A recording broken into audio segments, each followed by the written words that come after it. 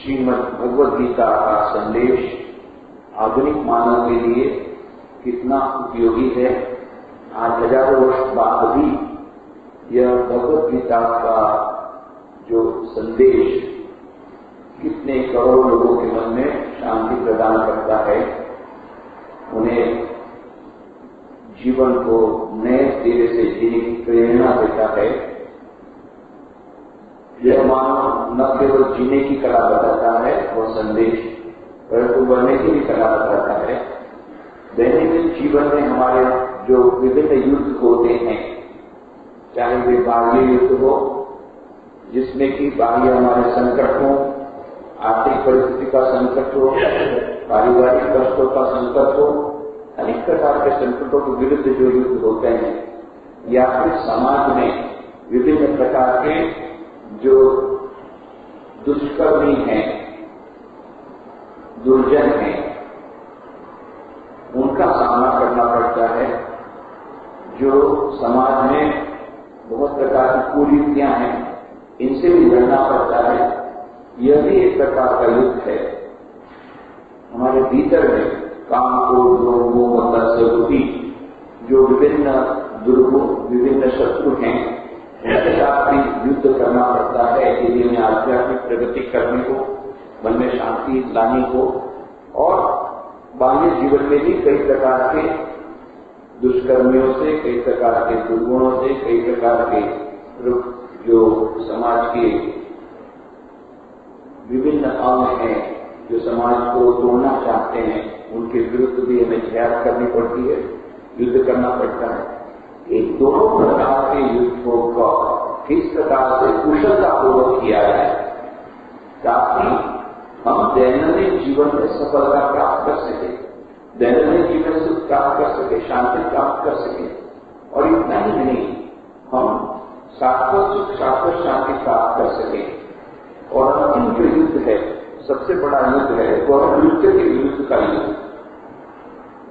जब तक कि हम मृत्यु को नहीं जीत लेते, हम अमरत्व को प्राप्त नहीं हो जाते, तब तक हमारी जितनी सफलता है, इस सफलता का कोई बहुत बड़ा मूल्य नहीं है, बहुत ही कम मूल्य है, इसलिए कि उसका समय बहुत कम है। हमने इसके लिए उदाहरण दिया कि किस प्रकार से जब अलेक्जेंडर द ग्रेट, सिकंदर महान भारत आया, तो उसके गुरु ने, एरिस्टोटल ने कहा, ग्रीस के गुरु थे, कि भाई जब तू वहां जा रहा है तो वहां से कोई अच्छी एक वस्तु लाना हमारे देश के लिए। तो बोले क्या लाना? बोले बाकी सब वस्तु सब जगह मिलती है, पर वहां पर भारत में जैसे संत मिलते हैं, ऐसे संत हमारे यहां ले आना, हमारे यहां संतों की कमी। तो वह संतों को देख रहा था, खोज रहा था। एक बार जंगल से गुजर रहा था और उसने देखा कि एक खड़क पर एक सन्यासी दिगंबर अवस्था में बैठे हैं, गहरे ध्यान में है, अत्यंत तेजस्वी ओजस्वी चेहरा। सिकंदर चुप कर रह जाता है, कुछ देर वहीं खड़ा रह जाता है। और जब बाद में ये मुनि की तपस्या जब भंग होती, उनका ध्यान जब भंग होता है, समाधि अवस्था से जब साधना अवस्था में आते हैं, तब सिकंदर ने उसको आध्यात्मिक जीवन के बारे में कई प्रश्न पूछे। कई लोगों को ये पता नहीं है, जो लोगों ने इतिहास का अध्ययन किया वे जानते हैं कि सिकंदर न केवल एक योद्धा था, परंतु वो फिलॉसफी में, दर्शन शास्त्र में काफी रुचि रखता था, धार्मिक का, अपनी माता के प्रति अत्यंत समर्पित था। इसके बहुत दूसरा एक पक्ष है। तो ये कई प्रश्न पूछने के बाद उसे बहुत ही अच्छा लगा कि ऐसे उत्तर हमको कभी नहीं मिले। उसके ज्ञान से भी बड़ा प्रभावित हुआ। और फिर सिकंदर ने यही कहा, मैं आपके ज्ञान से बड़ा प्रभावित हुआ हूं, मैंने अपने गुरु को कहा था कि मैं एक अच्छा संत हमारे देश में ले आऊंगा, तो मेरा यही अनुरोध है, आप मेरे साथ चलें मेरे देश में, मैं आपके लिए बहुत एक सुंदर महल बना दूंगा, आपकी रहने की व्यवस्था होगी, आपके खाने पीने की सुंदर व्यवस्था होगी, सुंदर वस्त्रों की व्यवस्था होगी, सब कुछ व्यवस्था हो जाएगी, आप मेरे देश में चलिए। मतलब सिकंदर ने यही कहा, सिकंदर को यही कहा महात्मा ने, मैं क्यों तेरे देश पे चलूं, मैं यहाँ बड़े आनंद में हूं, ये वृक्ष मुझे मीठा फल देते हैं, ये नदी मुझे जल देती है, और मैं दिगंबर अवस्था में रहता हूं, आकाश में मेरा वस्त्र है, मुझे वस्त्र की कोई आवश्यकता नहीं, मैं बड़े आनंद में हूं, तो मैं क्यों तेरे यहाँ जाऊं, नहीं, आपको मुझे चलना पड़ेगा, आपके यहाँ से मैं प्रभावित हुआ हूं, आपको मेरे घर चलना ही पड़ेगा। सिकंदर ने कहा मैं भी नहीं, सिकंदर को महात्मा ने कहा मैं नहीं, सिकंदर का नहीं आपको आने वाला, जब मैंने अपने गुरु को वचन दिया है आपके समान मैं तुझे कहूंगा नहीं, आपको आना नहीं पड़ेगा, नहीं मैं यही पढ़ूंगा, आपको आना पड़ेगा, नहीं हो। 2-3 बार जब कहा, और 2-3 बार जब इस महात्मा ने ना, तो सिकंदर को बड़ा गुस्सा आ गया। किसी की मजाल नहीं थी कि सिकंदर के सामने कोई ना एक बार भी बोल दे, ये 3-3 बार ना बोल रहा है, बड़ा गुस्सा आया, तुरंत उसने तलवार निकाल ली अपने ज्ञान में से, तो यदि तुम नहीं चलोगे तो तुम्हारा सिर काट कर रखो। और जब सिकंदर की तलवार चमकती हुई निकलती थी, उसको तलवार चलाना नहीं पड़ता था, उसकी तलवार देखकर ही कई लोग उठे हो रहे थे। और जब सिकंदर ने तलवार निकाली, उल्टा हुआ, ये महात्मा जोर से ठहाका मारकर लड़ने लगे, मूर्ख तू मुझे मारना चाहता है, जानता नहीं कि तेरी तलवार मुझे काट नहीं सकती, तू जानता नहीं जब जल मुझे सुखा नहीं सकता, तू जानता नहीं वायु मुझे सुखा नहीं सकती, जल मुझे भिगा नहीं सकता, तू जानता नहीं अग्नि मुझे जला नहीं सकती, मैं अच्छेद्य हूं, अदार्य हूं, मैं अजर आत्मा हूं, नैनम छिंदन्ति शस्त्राणि नैनम दहति पावक, न चेदम क्लेदयति त्यागो न शोषयति मारुतः, अच्छेद्योयम अधर्योयम अक्लेद्यो अशोषयो च नित्य सर्वगतस्थाणु अचरयो सनातन, मैं वही अजर आत्मा। उल्टा हुआ, सिकंदर की तलवार जब निकलती थी सामने वाला ढेर हो जाता था, यहाँ सिकंदर की तलवार निकली, महात्मा हाथ में हंसने लगे और सिकंदर के हाथ से तलवार निकली, वो डर गया। और फिर उस महात्मा ने कहा, मूर्ख तू मुझे अपने देश ले जाना चाहता है, मैं अपने त्रिनेत्र के द्वारा देख रहा हूं, तू स्वयं तेरे देश तक पहुंचने वाला नहीं। पर इतिहास कहता है सिकंदर अपने देश तक नहीं पहुंच पाया, रास्ते में एक विचित्र प्रकार का रोग उसे हो गया, विचित्र प्रकार का बुखार आ गया, कोई कुछ नहीं कर सका, और उसका मृत्यु का समय जब निश्चित हो गया, मृत्यु का समय नजदीक आ गया, तो सिकंदर अपने सेनापति को बुला करके कहा, लगता है कि मैं जिंदा नहीं रहूंगा, मुझे बड़ी इच्छा थी एक बार कम से कम अपनी मां से मिल लेता, मां को बड़ा प्यार करता है, पर लगता है कि मां से मिलना नहीं होगा, तो मैं तो मर रहा हूं, तो मेरी अंतिम इच्छा पूर्ण करो। सेनापति ने कहा, अवश्य हम आपकी अंतिम इच्छा पूर्ण करेंगे। और तब अंतिम इच्छा के रूप में यही कहा कि मेरी अंतिम इच्छा यही है कि जब मैं मर जाऊं और जब तुम मुझे कब्र में डालोगे, तो मेरे दो हाथों को कब्र से बाहर निकालना और फिर मुझे काटना। सेनापति ने कहा, जी हुजूर हम अवश्य वैसा करेंगे, पर उन्हें बड़ी उत्कंठा होती है कि आपने ऐसा विचित्र या ऐसी विचित्र इच्छा क्यों कर रखी। तब सिकंदर ने कहा, मैं सारे संसार संदेश देना चाहता हूं। सिकंदर ने अपने जीवन में कितने कितने युद्ध खेले, कितने कितने युद्धों को जीता, कितने देशों को जीतना, कितनी जमीन उसकी हो गई, कितने हाथी, कितने घोड़े, कितनी सोना मोहरे, कितना सब सारे विश्व से एकत्रित किया, सारे विश्व को उसने जीत लिया, पर अपने आप को नहीं जीत सका। इसलिए आज खाली हाथ वापस लौटता है रोते रोते। उस महात्मा ने अपने आप को जीत लिया, उन्होंने मृत्यु को जीत लिया। मृत्यु के समय वे हंस रहे थे और मैं मृत्यु के समय रो रहा हूं। सारे विश्व को यह संदेश मिल जाए कि जो कुछ भी हम यहां पर लेते हैं पृथ्वी पर, कुछ भी टिकने वाला नहीं। एक भी वस्तु ऐसे नहीं जो हमारे साथ जाएगी। चाहे लेटेस्ट मॉडल की कार हो, लेटेस्ट मॉडल का ड्रेस हो, लेटेस्ट मॉडल की मोबाइल का फोन हो, लेटेस्ट मॉडल की गाड़ी, जो कुछ भी हो, सब कुछ यहाँ रहेगा। जो हमारे लॉकर की चाबी भी यहाँ रहेगी, लॉकर भी यहाँ रहेगा, कपड़े भी यहाँ रहेंगे, और जिस शरीर पर ये कपड़ा बनाया जाता है वो शरीर भी यहीं पर जल के भस्म हो जाएगा। यहीं पर सब कुछ, साथ में कुछ भी नहीं जाने वाला है। एकमात्र जीवात्मा अपने कर्म के संस्कारों की जो गति है, उस गति के साथ वो जीवात्मा प्रयाण करता है अपने अपने कर्म के अनुसार। जैसा कि भगवद गीता में हम उसी की चर्चा चला रहे हैं। ये मृत्यु के साथ में जो चला रहे, जैसा ने कहा था कि वो न केवल जीने की शिक्षा देता है भगवद गीता का संदेश, न केवल जीने की कला देता है, न केवल जीवन में कैसे सफलता प्राप्त करें, सुख शांति प्राप्त, यही सिखाता है। साथ साथ में मृत्यु पर कैसे विजय प्राप्त करें, शाश्वत सुख शांति कैसे शांति प्राप्त करें, किस प्रकार से मरेगा, मरने की कला भी हमें भगवद गीता का संदेश देता है। और इसीलिए हम लोग अभी जब 8वें अध्याय की चर्चा कर रहे हैं, यहां पर हम लोगों ने देखा कि प्रारंभ में अर्जुन ने प्रश्न पूछे थे, किम तद्ब्रह्म मध्यात्म किम कर्म पुरुषोत्तम अधिभूतम च किम प्रोक्तम अभिदेयम उच्यते अधियज्ञ कथम पुत्र मधुसूदन प्रयाण काले कथम गियोषि यथा अभी।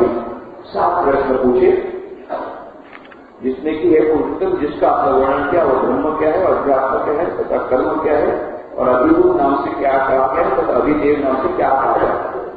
हे मधुसूदन, यहाँ अभियज्ञ कौन है और वह इस शरीर में कैसे है, और युक्त चित्त वाले पुरुषों द्वारा अंत समय में आप किस प्रकार जानने चाहते।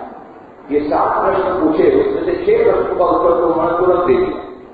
श्री भगवान वाच अक्षरम ब्रह्म परमं स्वभाव उच्यते भूत भावोद्भव कर विसर्ग कर्म संहिता अधिभूतम क्षरो भाव पुरुषान देवतम अधियोग्यमेवात्र देहे देह वृतांबर।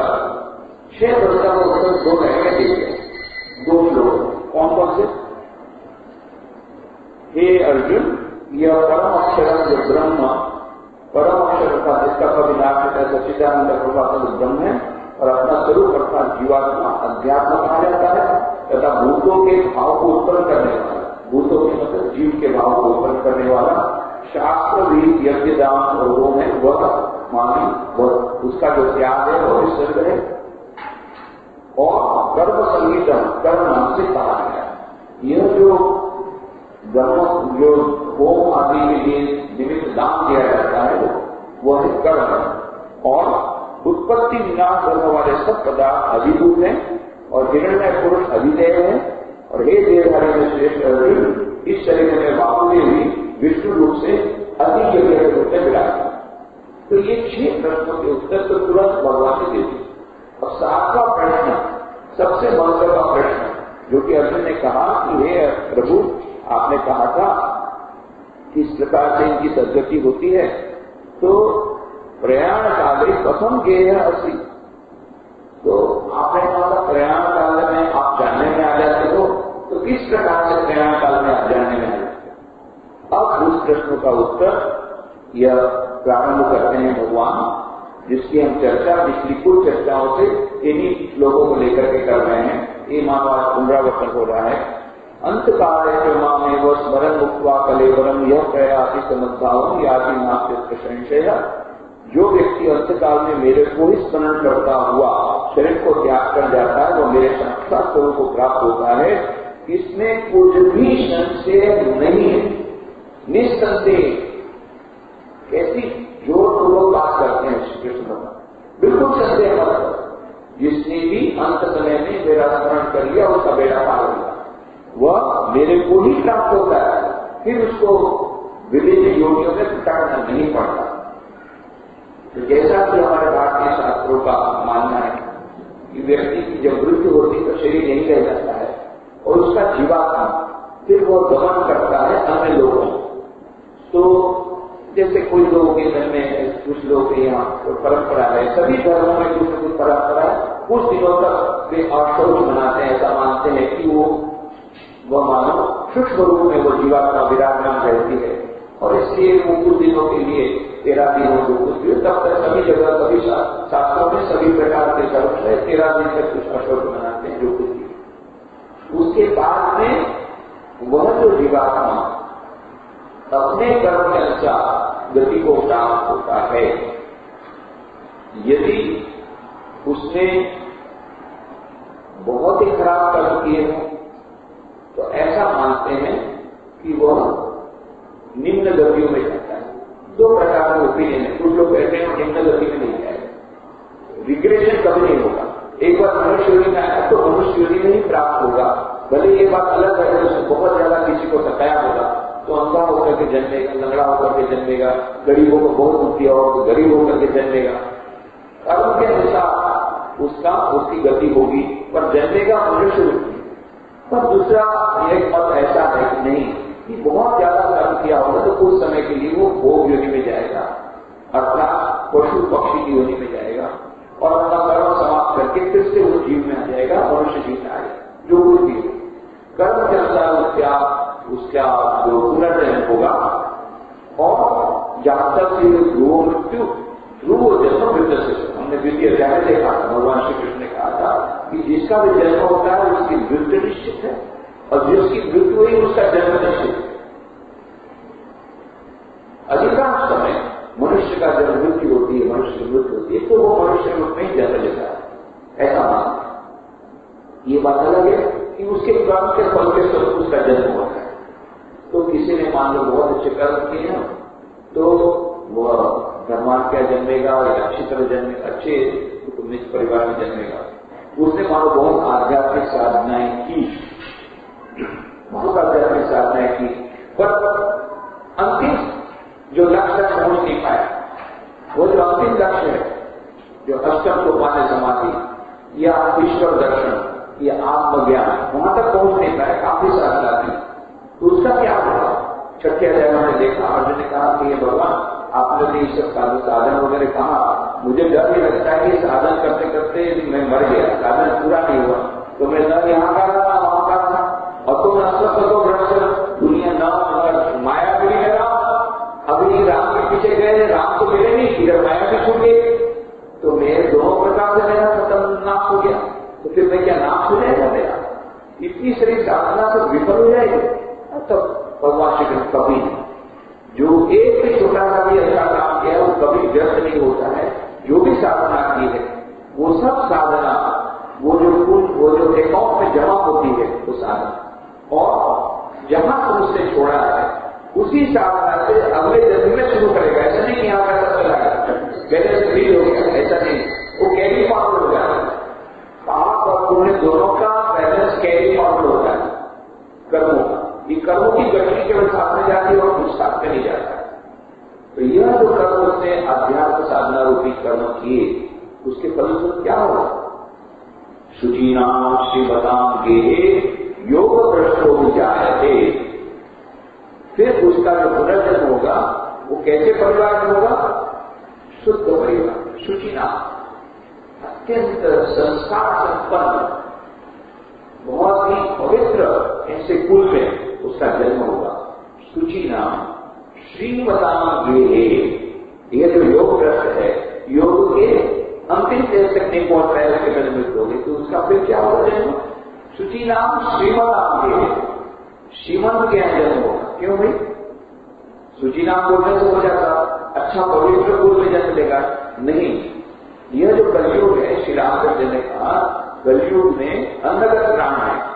अधिकांश समय मनुष्यों का पेट भरने में चला जाता है, उपार्जन करने में चला जाता है, पैसा के बिना कुछ काम करता नहीं है।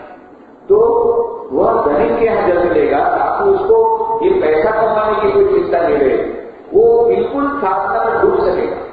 पर धनवान तो बहुत हो गया, कभी हमने देखा नहीं धनवान के लड़के कोई धर्म में जाते हैं, बहुत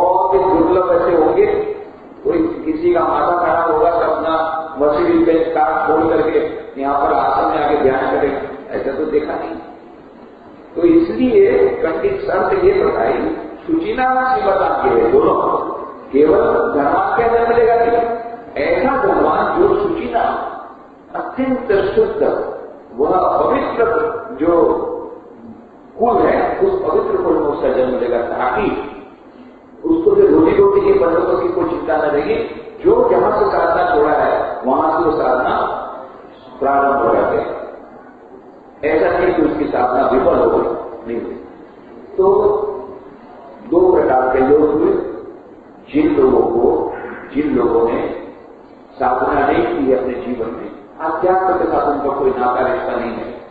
साधारण व्यक्ति जैसे 99% लोग क्या है, खाते पीते हैं और मर जाते हैं, उनके जीवन में कोई लक्ष्य नहीं।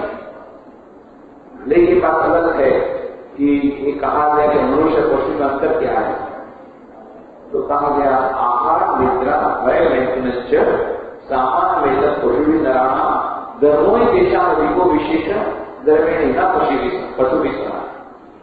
ये चार वस्तुएं कॉमन है, किसके बीच में? मनुष्य और पशु के बीच में। आहार भोजन ग्रहण करना, निद्रा सोना, भय भी सोना, और मैथुन संतान उत्पन्न, चार ये कॉमन है। तो कौन सी कॉमन वस्तु ऐसे जो पशु में नहीं है? वो है धर्म। तो यह जो धर्म है, यह धर्म जिनमें है वो मनुष्य है, और जिसमें ये धर्म नहीं है या आध्यात्मिकता का प्रारंभ नहीं हुआ है, ये लोग मनुष्य नहीं है, ये लोग दो पैर वाले पशु हैं। दो पैर, बाकी चार पैर। क्योंकि मनुष्य अधिकांश लोगों को आपने पूछे, आप पूछिए जीवन का उद्देश्य क्या है? आओ पे मजा करो, ऐसे ज्यादा से ज्यादा पैसा कमाओ, बढ़िया से बढ़िया मजा करो। वो ये राक्षसों का भी, जो दानवों का एकमात्र लक्ष्य है भोग करना। दानव और देवता का फर्क क्या है कि देवता यज्ञ करते हैं, यज्ञ का भाग लेते हैं, प्रसाद लेते हैं, भक्ति करते हैं, और ये असुरों का दानवों का एकमात्र लक्ष्य भोग करो, भोग। यह अधिकांश लोग भोग में ही दिखते हैं, जिनको हम सो कॉल्ड रिलीजियस बोलते हैं, वो रिलीजियस नहीं है। हम यहाँ धर्म मतलब ये धर्म नहीं कि कौन किसकी बार मंदिर में गया, 56 भोग का प्रसाद ग्रहण किया, ये सब धर्म के बाह्य अंग, वो कोई धर्म के साथ उसका कोई लेना देना नहीं। धर्म के भीतर की जो अर्थ है, जो आध्यात्मिकता, उसके बारे में बोल रहे हैं। ऐसे आध्यात्मिक साधक कितने हैं? भगवान श्री कृष्ण ने आज से 5000 साल पहले इंप्रेशन दिया था, मनुष्याणाम सहस्रेषु कश्चित यदपि सिद्धये यतता सिद्धाना कश्चित मां व्यतीत। हजारों से एकाध मनुष्य वह उस परमात्मा के लिए प्रयत्न करता है, और ऐसे हजारों से एकाध सफल होता है। अभी 5000 साल बाद इक्वेशन यही करना पड़ेगा, हजार में सहस्त्र नहीं, कोटि करोड़ों से एकाध व्यक्ति वह उस सचमुच में उस ईश्वर को पाने की इच्छा रखता है। यहां से सब लोग बोलते हैं आपको ईश्वर का, पर वो गलत है। अभी विरजानंद जी महाराज की जन्मतिथि गई, स्वामी विरजानंद जी महाराज का भी जो स्नान यात्रा गई 2 दिन पहले, तो स्नान यात्रा के दिन ही स्वामी विरजानंद जी का जन्म हुआ था। विरजानंद जी महाराज ये रामकृष्ण मठ मिशन के 6ठे परमात्मा थे, तो उनकी बहुत अच्छी पुस्तक है परमात्मा प्रसंग, गुजराती में परम करने पंथ थे, और हिंदी में परमात्मा प्रसंग, इंग्लिश में टूवर्ड द गोड सुप्रीम, बहुत अच्छे अच्छे उनके उपदेशों का संग्रह है। उसमें यही कहा उन्होंने, लोग कहते हैं तो भगवान का दर्शन नहीं हुआ, बोलते रहते हैं। अच्छा, यदि मान लो कि भगवान का दर्शन, भगवान आ गए तो तुम्हारे पास, कल भगवान आ गए तुम्हारे पास, आकर के तुमको बोलेंगे चलो मेरे साथ चलो, परम धाम है, तुमको 2 वस्तु देता हूं, या तो तुम मेरे साथ चलो, और या फिर दूसरा विकल्प यह है कि तुम 100 साल तक तुमको यह देवता कुछ नहीं कर पाएगा, यमराज की ताकत नहीं है जो तुमको स्पर्श कर सके। 100 वर्षों तक तुम बिल्कुल जीवित रहोगे, निरोगी रहोगे, कोई प्रकार का रोग तुम्हारे पास नहीं फटकेगा और तुम सुखपूर्वक तुम्हारे परिवार के सभी सदस्यों के साथ धन की प्रचुरता के बीच में बहुत अच्छा धन रहेगा, संपत्ति रहेगी, बालक बहुत अच्छे रहेंगे, संतान बड़े रहेंगे, बढ़िया से बढ़िया जिसको संसार में सुख होते हैं, संसार में उसको बहुत सुख है, उस प्रकार का संसार का सुख बोलते, उसी सभी प्रकार का सुख, ऐसा सुखपूर्वक का जीवन 100 साल तक रहेगा। और नहीं तो दूसरा ये है तुम मेरे साथ चलो, तुमको दर्शन देता हूं। तब वक्त यही कहता है प्रभु अभी तो ये दे दो 100 साल का, बाद फिर आपके साथ है। स्वामी विद्यानंद ऐसे कौन बिरले होंगे जो ये सबको लगता है कॉन्क्रीट है, वो तो इमेजिनरी है, अब भगवान के पास जाकर के क्या होगा पता नहीं। तो ये तो देखो सामने है, बढ़िया से बढ़िया गाड़ी में घूमेंगे, बढ़िया से बढ़िया खाना पाना खाएगा और तबियत भी खराब नहीं होगी, इतना भी खाओ डायबिटीज नहीं होने वाला है, तो फिर बुरा होगा रसगुल्ला। और फिर साथ में 100 साल की तो गारंटी हो गई, अभी तो इसको तो भोग लो, भगवान प्राप्ति बाद में देखिए। भले अधिकांश लोग बोलते हैं हमारे जीवन का उद्देश्य भगवान प्राप्ति है, पर मन भी मन में यदि सचमुच उनकी परीक्षा ली जाए तो कोई भगवान को नहीं चाहता, ईश्वर को कोई नहीं चाहता, ईश्वर से चाहता है। और इसीलिए यह जो ईश्वर के दर्शन तो बहुत बड़ी बात है, पर आध्यात्म में भी सचमुच की आध्यात्मिकता के पीछे जाना या आध्यात्मिक मूल्यों के अपने जीवन में लाने का प्रयत्न करना या सिंसियरली निष्ठापूर्वक साधना करना, ऐसे बहुत कम लोग करते हैं। अधिकांश हमारी साधना होती है ईश्वर को प्राप्त करने के लिए, ईश्वर से प्राप्त करने के लिए। अच्छा भाई तो वहां जाएंगे, वो मंदिर में जाएंगे, वो फलाना पूजा कर देंगे तो हस्बैंड का ट्रांसफर हो जाएगा, या तो लड़के को जॉब मिल जाएगी, लड़की का विवाह हो जाएगा। अच्छा बहुत प्रकार की कामना लेकर के जाते हैं, इतना ही बस हमारा जीवन का उद्देश्य रहता है, या साधना का भी यही उद्देश्य रहता है, केवल हमें ईश्वर की प्राप्ति करनी है। ऐसे जीवन को ऐसा उद्देश्य बहुत विरले लोग, उस समय की भगवान श्री कृष्ण का हजारों में से, कभी हम कहते थे करोड़ों में से। तो इसलिए यह जो साधक है उसको कोई करने की बात नहीं, वो जहां से उसने साधना की वहां से आगे बढ़ेगा। जिन्होंने साधना नहीं की या अध्यात्म से उनका कोई मतलब नहीं है, उन लोगों को कोई मनुष्य जन्म में यदि पुण्य किए होंगे तो और अच्छे धनवान व्यक्ति का जन्म होगा, और मान लो उसने खराब काम किए होंगे, गरीबों को सताया हो तो गरीब के रूप में जन्म लेगा। ऐसी मान्यता है, ऐसे शास्त्रों की मान्यता है। और भी एक है कि जिन्होंने बहुत अधिक पुण्य कार्य किया हो उनको ऐसा कहते हैं स्वर्ग नाम की वस्तु। अभी स्वर्ग या नरक कहीं ना पता नहीं, पर कुछ और उच्च लोगों की प्राप्ति होती, पर ये है टेम्परेरी, ये याद रखना। ये 5 साल के लिए प्राइम मिनिस्टर बनने जैसा है, 5 साल के लिए देवता बनने जैसा है। देवता वहां भी स्वर्ग लोग है तो उसमें भी सबके डेजिग्नेशन है, इंद्र देवता है, प्राइम मिनिस्टर, उसके बाद में और है वरुण देवता, सूर्य देवता, ये सब डेजिग्नेशन, सब मंत्री लोग, ये सब काम चलाते पूरी दुनिया का, पूरी दुनिया का वहां का। पर है वो टेम्परेरी, कोई परमानेंट इसमें नहीं है। क्षीणे पुण्य मर्तलोकम विशंति, जहां उनका पुण्य का जो भंडार है वो समाप्त हो गया तो फिर वो आकर के जीवात्मा के रूप में जन्म लेते हैं। और कुछ लोग ऐसे हैं जो सचमुच में जिन्होंने प्राणपण से ईश्वर को पुकारा है, ईश्वर की प्रार्थना की है, निस्वार्थतापूर्वक ईश्वर का भजन किया है, कोई भी स्वार्थ नहीं है, कोई दिखावा नहीं है, पर हमेशा ईश्वर से प्रेम किया है।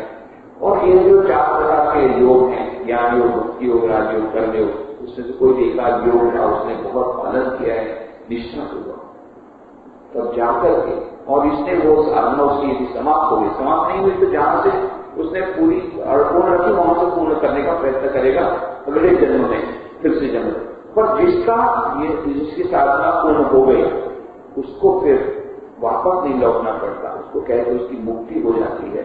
उसमें भी 2 प्रकार की, 3 प्रकार की मुक्ति रहती है। एक है क्रम मुक्ति, दूसरी विदेह मुक्ति। और तीसरी है मुक्ति। मुक्ति का मतलब होता है बस फिर आना जाना कुछ नहीं। और कुछ लोग ऐसे हैं जिनकी क्रम मुक्ति होती, मतलब इसके बाद वे एक अच्छे लोक में जाते हैं।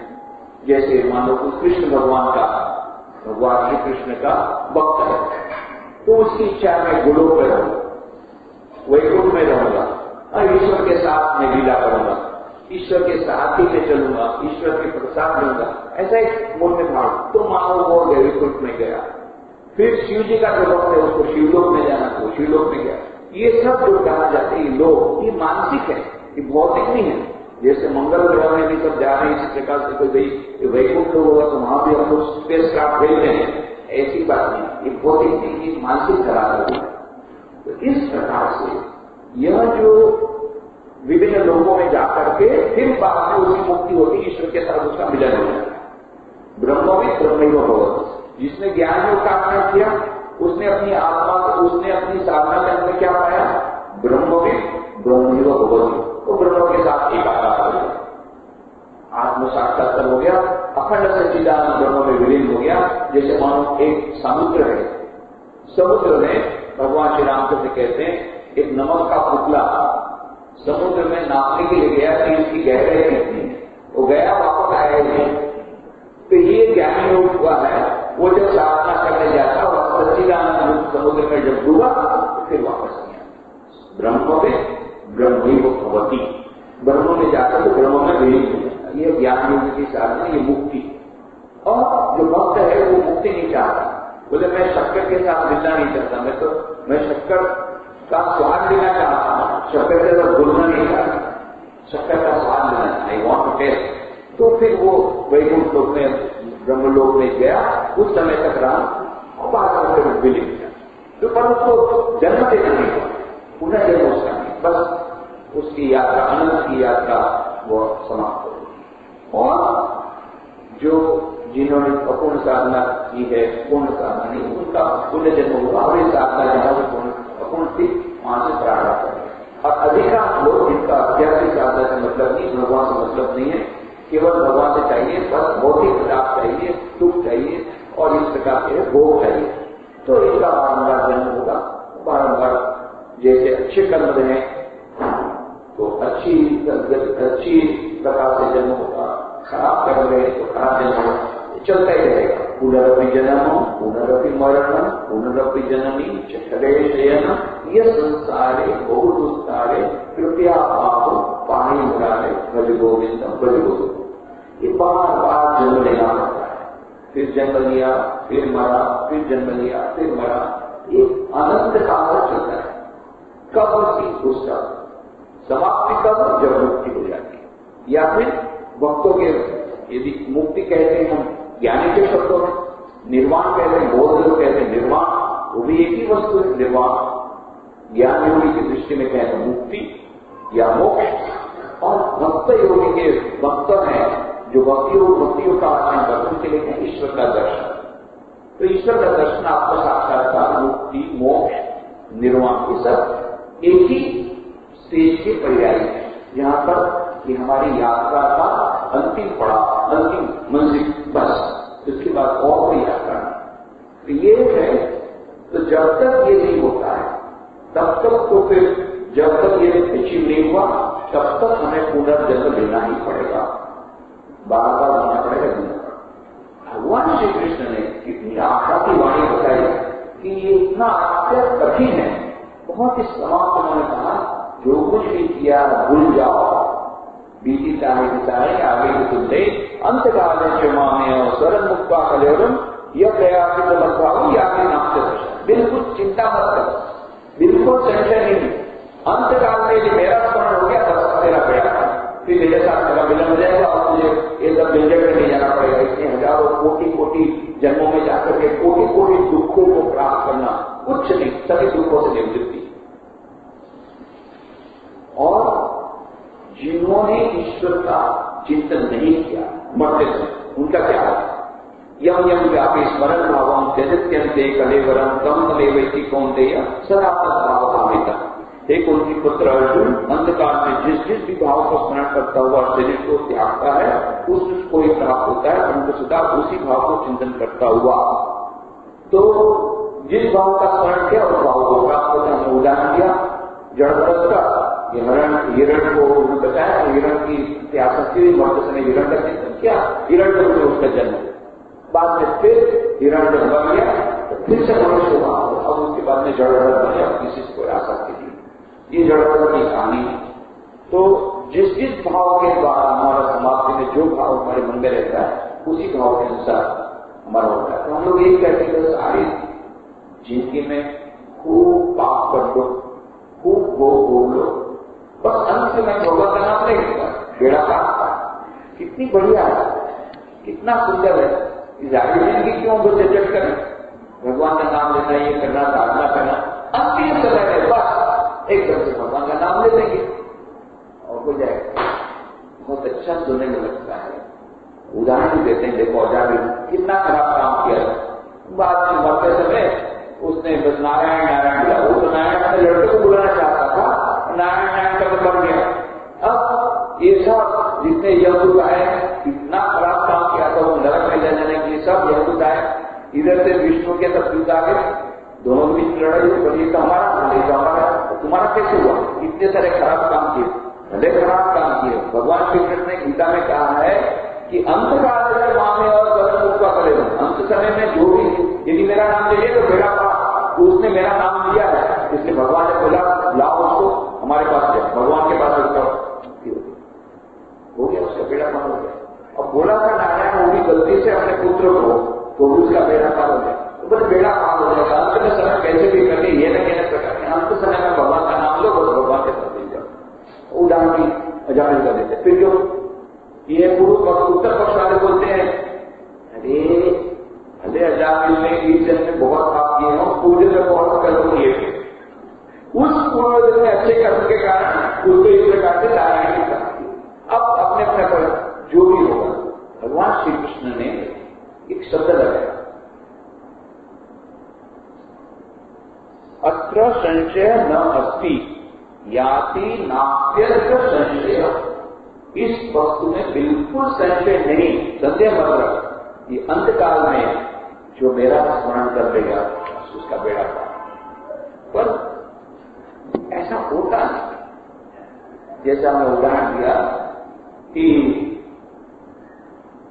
चारों लड़के खड़े हैं और पिताजी कुछ बोलना चाहते हैं, मरने वाले हैं, एकदम होते मरने वाले बोलना चाहते हैं। अब लड़के लोग सोचे कि शायद बता देंगे, अपने आप बोल रहे हैं, कोई लड़का है तो उसको शायद भगवान का नाम लेना चाहते, भगवान का नाम ले ले तो बेड़ा पार हो जाए। दूसरा लड़का सोच रहे हैं शायद कुछ कहीं धन संपाद का रखा हो, कोई चाबी कहां पर है, लॉकर की चाबी बोलना चाहते, सब सोच रहे हैं।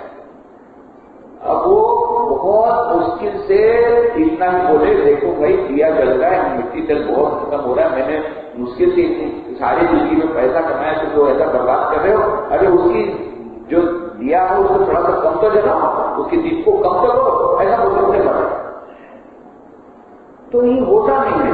अब वो भगवान का नाम इतने पुत्र लोग बोलते भाई लास्ट समय में भगवान का नाम लो, उसको तो वही दिख रहा है कि मिट्टी तेल करा जाएगा, मेरा पैसा बर्बाद होगा, क्योंकि सारी जिंदगी जो पैसे के साथ उसने खेल खेला है।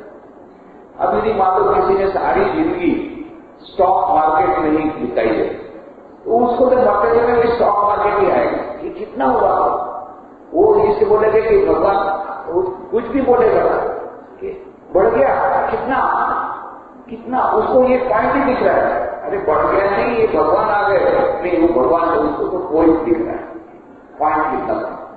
तो जिसका जिस प्रकार से अटैचमेंट है जिस वस्तु में, वही अंत में समय में आएगा। ये साइकोलॉजिकल है, ये मनोवैज्ञानिक तथ्य है। और इसीलिए भगवान श्री कृष्ण बहुत बड़े भगवान श्री कृष्ण बड़े मनोवैज्ञानिक है, बड़े साइकोलॉजिस्ट। उन्होंने क्या कहा, तस्मात्, क्योंकि अंत समय में स्मरण करने से यदि मेरा स्मरण तो बड़ा बेड़ा पार हो जाएगा, और अंतिम समय में स्मरण नहीं किया तो जिसका हमने स्मरण किया उसी को प्राप्त होगा। तस्मात्, इसलिए तो क्या करोगे, तस्मा सर्वेषु कामेषु मां अनुस्मरे युध्यते मयि अर्पित मनोबुद्धि मामे वैश्य संचय। इसलिए अर्जुन तो सब समय में निरंतर मेरा स्मरण कर और युद्ध भी कर, मेरे में अर्पण के मन बुद्धि से युक्त हुआ निस्संदेह मेरे को मिला। तो पहले भी कहा था निस्संदेह प्राप्त होगा, बार बार निस्संदेह, क्योंकि को मालूम है अर्जुन के मन में, अर्जुन जो है जीव का प्रतिनिधि है। हमने पहले ही कहा हमारे सबके जीवों के प्रतिनिधियों को अर्जुन प्रश्न करता है और भगवान श्री कृष्ण अर्जुन को केंद्र करके अर्जुन को मानो सामने रखते हुए हमें उत्तर देते हैं। जैसा बछड़े का उदाहरण दिया है कि 500 वर्ष तुम्हें भोगता दुग्धम गीता उत्तम सर्वोपनिषदो गावो दुग्धा गोपाल नंदना 500 वर्ष तुम्हें भोगता दुग्धम गीता उत्तम। ये जितने उपनिषद हैं ये सब गाय हैं, सर्वोपनिषदो गावो ये सब गाय हैं। दुग्धा गोपाल, ये गाय को दूध दोहन करने वाला कौन है, वही गोपाल, उसका नाम ही है दूध दोहना। पर कौन सा दूध, केवल वृंदावन की गाय को दोहता नहीं है, वो उपनिषद रूपी गाय को दो करके निकालता है, दो करके। पर ऐसी तो गाय दूध नहीं देती। जो लोग दूध दोहना जानते हैं वो जानते हैं, बछड़े को सामने बांध देते हैं, बछड़े को देख करके दूध है। इसीलिए गांधी जी ने क्यों दूध छोड़ा गाय का दूध, क्योंकि वो तो बछड़े को डिस्ट्रैक्ट करे। गाय हमारे दूध नहीं देती है, वो तो अपने बछड़े में दे देती है। बछड़े को सामने रखते वो सोचता है ये दूध बछड़े को जाएगा, बछड़े को देख करके उसने तन में दूध आता है और तब दूध निकलता है। और हम लोग वो बछड़े के दूध को हम लोग पी लेते हैं। इसलिए गांधी जी का नहीं, मैं इस प्रकार से बछड़े का दूध नहीं पीऊंगा। हालांकि ये अगर बात है बकरी का दूध पिया तो फिर कह देते उसमें भी तो वही है। तो जो भी होगा तो कई लोग दूध नहीं पीते हैं कि भाई ये तो हम डिप्राइव कर रहे हैं तो उसकी माता को, तो जो भी होगा। तो यहां पर यह जो गाय जो उपनिषद रूपी गाय को जोड़ने वाले गोपाल क्या करते हैं, सामने बछड़े को बांध देते हैं। बछड़ा कौन है, अर्जुन।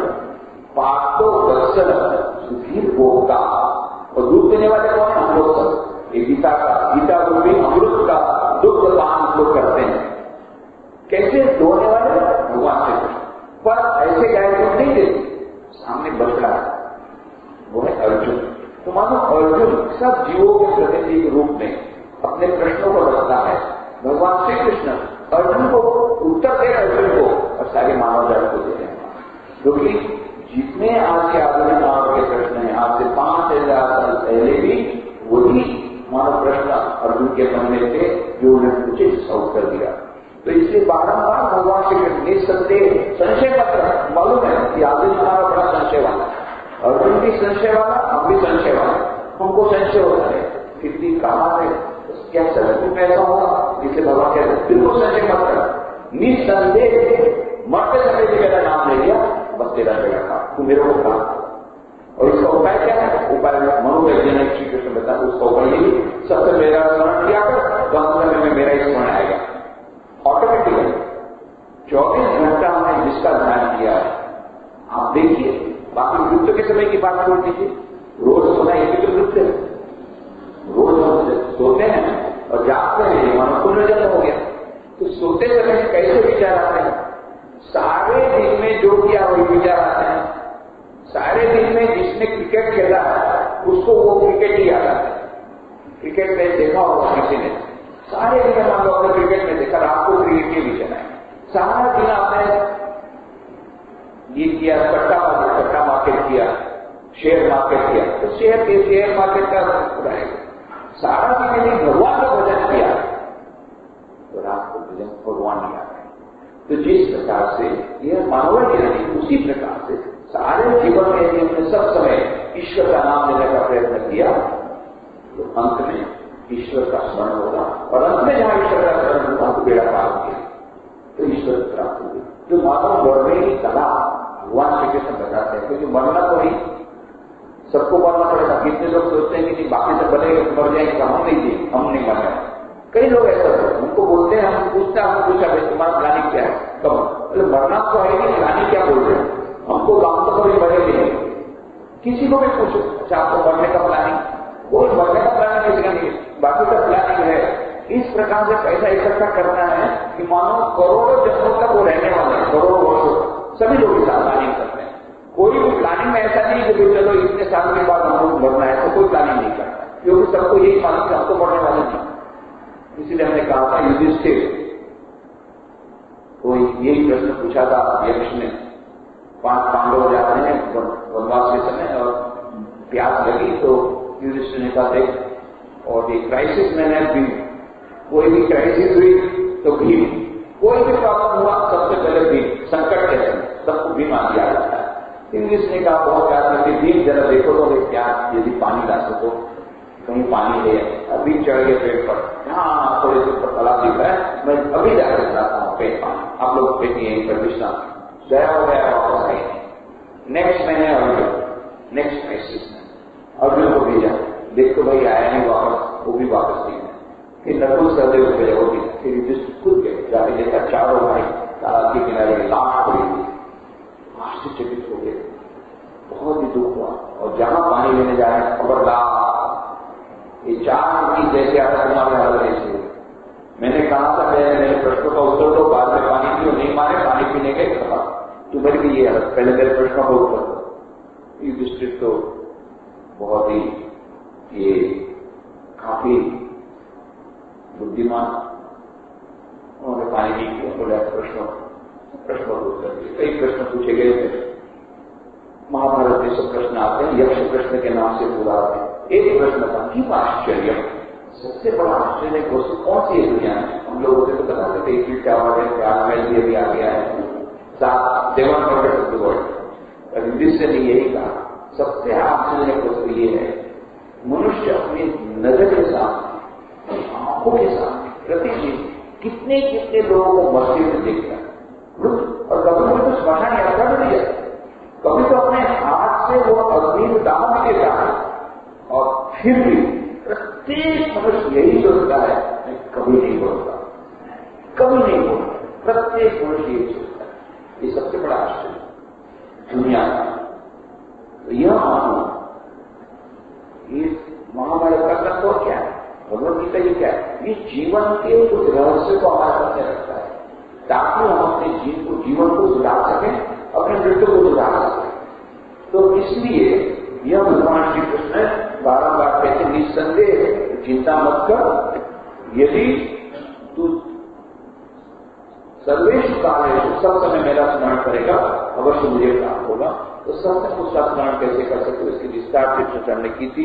किस प्रकार से हमारे कार्य के मध्य में हम भगवान का चिंतन कर सकते हैं, work and worship, work is worship, work as worship and work is worship, 3 हमने स्टेजेस की बात की थी।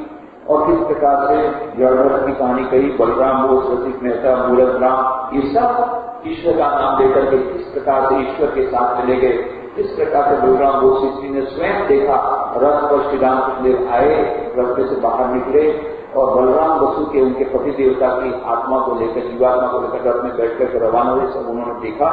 ये सब बातें हमने कही थी।